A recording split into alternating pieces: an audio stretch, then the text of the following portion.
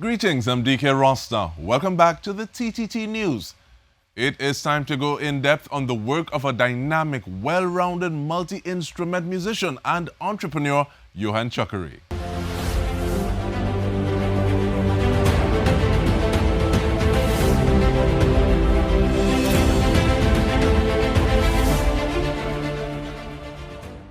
Welcome, Johann. How are you doing?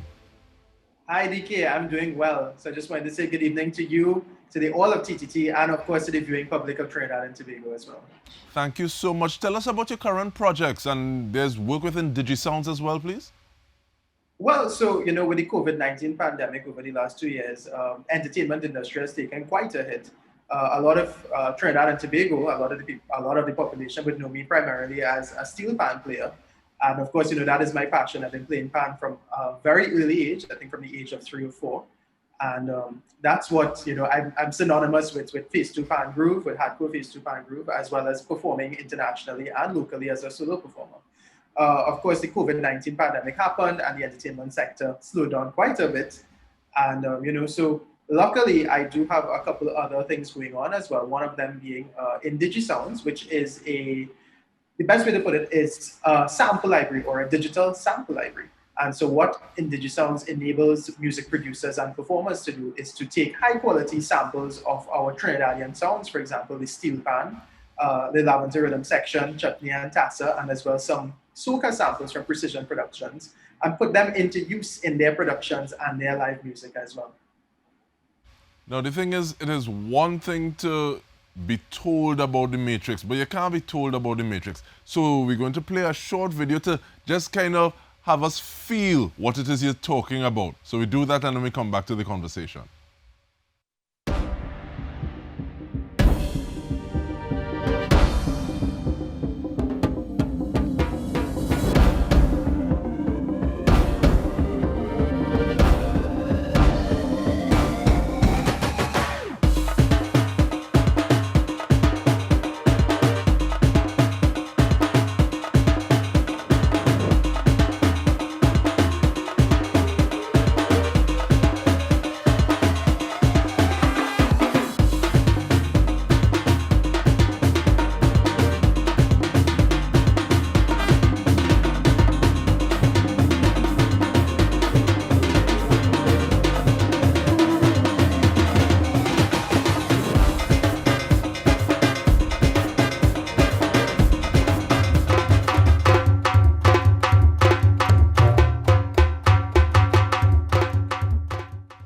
And I feel like I do myself a wickedness asking for that, because it just has me longing to be able to hear that in person.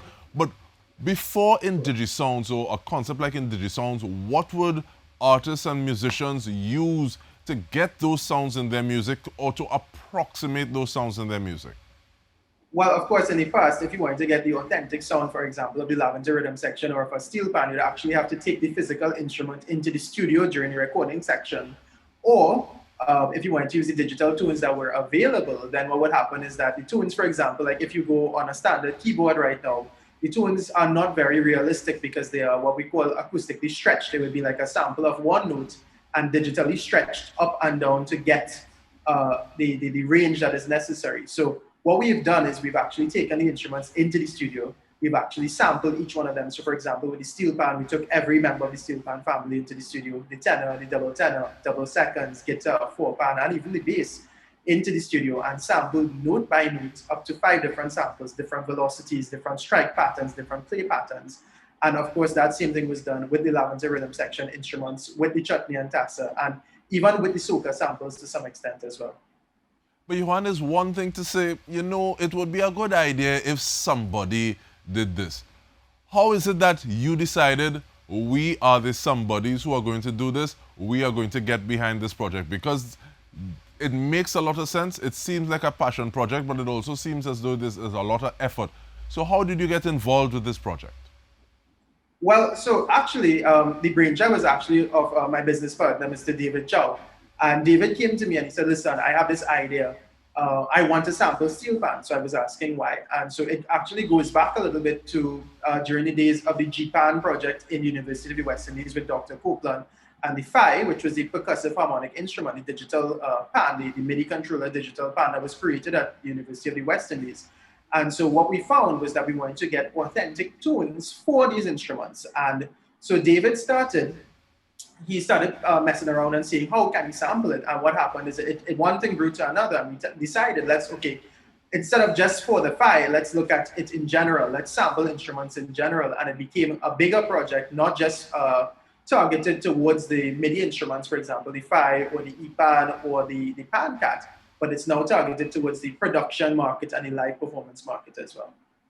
And you asked a question when David brought it to you, and I want to ask if other people have asked you that question. You telling somebody like the panist or the percussionist that you want to sample their instruments, and they tell you why? How did you how is it broaching that topic to people like the Lavender rhythm section or the Tassa artists? And did anybody give you pushback like, nah, you're trying to put me out of a walk? What was that conversation like? So, I mean, it's a new idea. A lot of people see it as, well, if you sample us, then you're going to take away what actually is the heart and soul of it, and we're going to give it away. And then, it's going to be gone. It's not ours anymore. But the view that we have and the view that we approach, for example, the Lavender rhythm section with, is that we are sharing the music with the world. For example, a lot of people internationally do not understand the power and the magic of what the Lavender rhythm section is. And so what we've done is that we've been able to capture that sound, capture all the different irons, capture all the different drums. I mean, they make those drums themselves. They make the scratches themselves. The irons are made themselves. So what we've literally done is now we are preserving the instruments that are being created right now digitally, and also sending that now into a much bigger environment internationally. So, for example, you have producers internationally who are using the Lavender rhythm section stuff in their productions, and one thing leads to another, and you'll see now that the Lavender rhythm section may get opportunities to be featured in a lot of different projects and perform in a lot of different ways as a result of it. So, of course, there's always a stigma that goes along with sampling, that we're giving away this stuff, but we're really not giving it away. What we're doing is taking it, translating it into digital, preserving it as much as we can, and sharing it with the world internationally. And this is a conversation that we will come back to when we return from the break. We are speaking with Johann Chuckaree. Right now we're focusing on the work of Indigisounds. Stay with us. We return with more.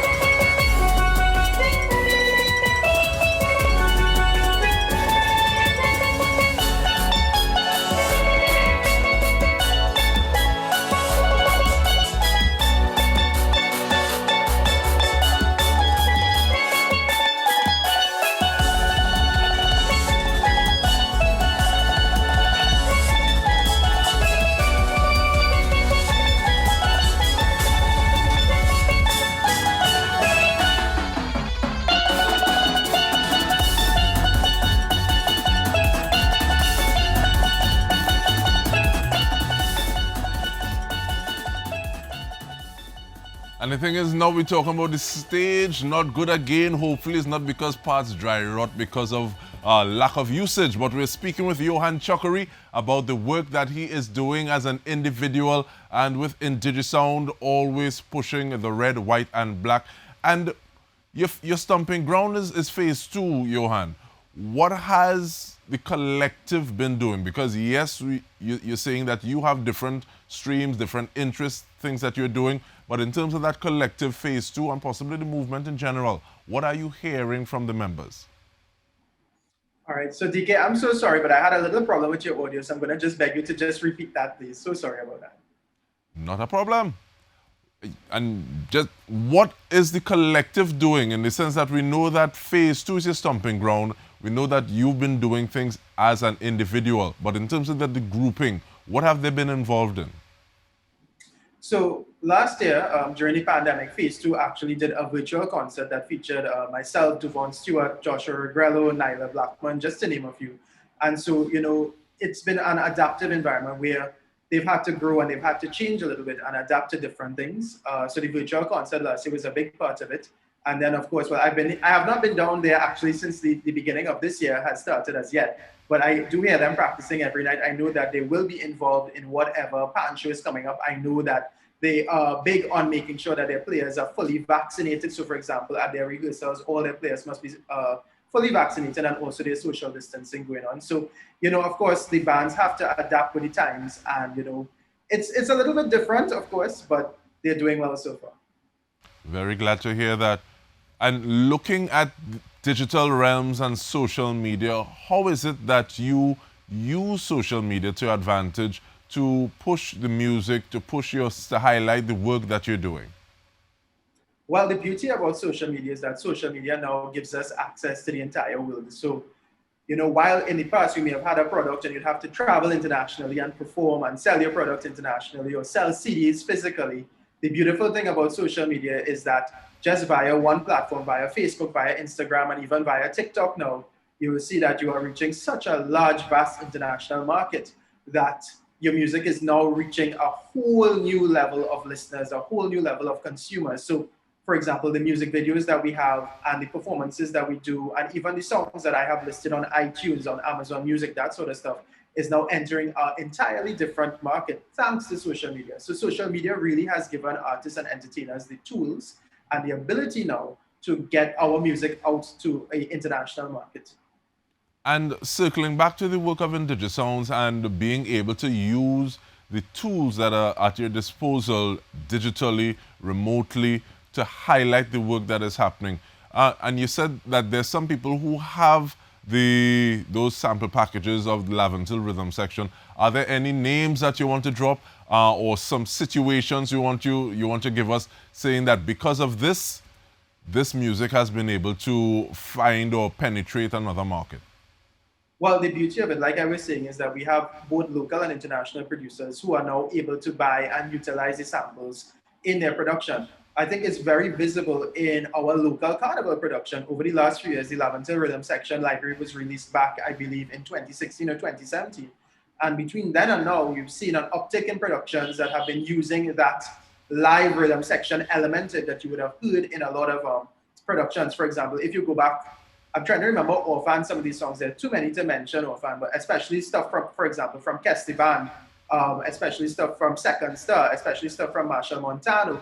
There are lots of artists who have been utilizing and incorporating the Lavender rhythm section, the steel pan, and even some of the chutney and tassa elements into their live productions as well. So that has now enabled the actual sounds to break into the market and for the sound of soca to change a little bit as well.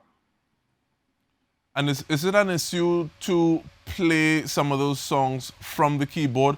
Because I think it was Johann playing a piece of tassa in terms of the clip, but the technique, being able to get that same sound you want, how is that? So in the sample pack, we actually have two things. We have the single samples, which you can actually play down yourself as to what you would have seen me playing in the video before. And we also have loops. So for example, with those loops, you'll be able to press and hold, and you would get the full vibe. So you'll be able to get the entire, let's say the entire rhythm of an iron, or the entire rhythm of a cowbell, or of a tassa drum, or of a kick drum, or of a bass drum, as the case may be. So you have different ways to approach it. If you, are dealing with a producer who is from the cultural background of Trinidad and Tobago, and they know exactly what they want to hear, they may use the single samples. And if they're not too sure and they want like an idea in terms of how to make it work, they would utilize the loops. I was wondering, thank you for actually breaking that down. And one of those things, and I don't know whether or not it was used or it was not, but listening to Nadia Batson, is it Jelly? And I say, but wait no. That person who did that song, they have a dud up in their back pocket. So even wondering now, so it seems as though everything I've been listening to, I wonder if they use that.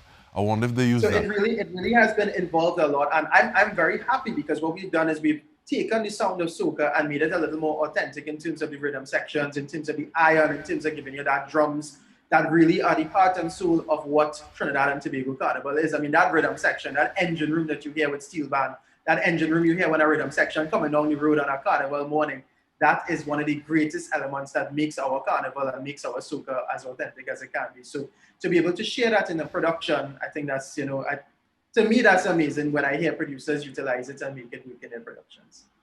But Johann, is one thing to say, okay, well, this is the music or these are samples from the Lavender rhythm section. Is another thing to say, okay, well, we're going to have some sort of compensation. How does that work? Is it one time? Right. Is it consistent? So that, because I'm sure as an artist, this is something that you would be thinking about.